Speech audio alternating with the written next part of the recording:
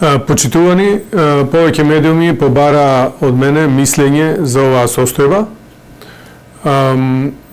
Коронавирусот кој го засега целиот свет, посебно Европа, каде што го гледаме целиот хаос. Јас ќе го кажам моето лично мислење за тоа што и како би можеле да го победиме ова чудо, монструм од вирус кој секако ги загрозува основните начала на нашата цивилизација.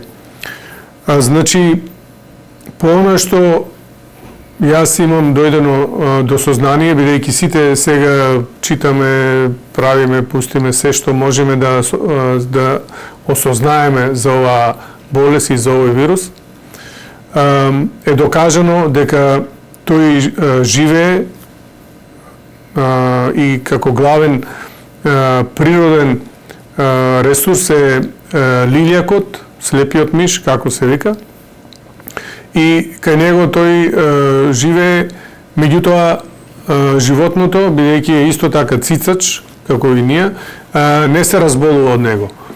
И меѓу другото се претпоставува дека затоа што лилјакот кога лета, неговата телесна температура се покачува на 41 степен и вирусот не вирее или не може да се размножува или угинува на повисока температура од 37-38.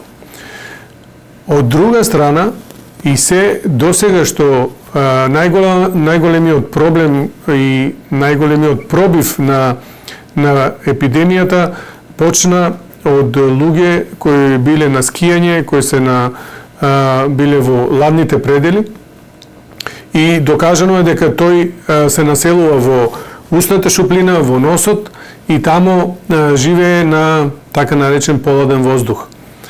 И со тоа практично чека можност да се спушти во плуќата, каде што практично настануваат и најголемите проблеми и најголемата опасност. По сето тоа, јас мислам дека препораките кои се збунувачки и во Европа, во однос на како луѓето да постапат, едно е и останува да се изолират и да бидат во домашни услови, меѓутоа јас препорачувам никако да се прави физичка активност надвор. Зошто? Затоа што со било која физичка активност, па и движење и шетање надвор на така наречен свеж воздух, значи ладен воздух, а со тоа ако сте позитивни, сигурно дека патот по ладниот воздух да вирусот продолжи во плуќата е многу повозможен. Затоа јас би препорачал покрај изолација седење дома никако надвор, вежбање или било какви спортски активности или било каков напор или воопшто да се излегува надвор додека е свежо, затоа што сето тоа може да го убрза процесот на инфекција.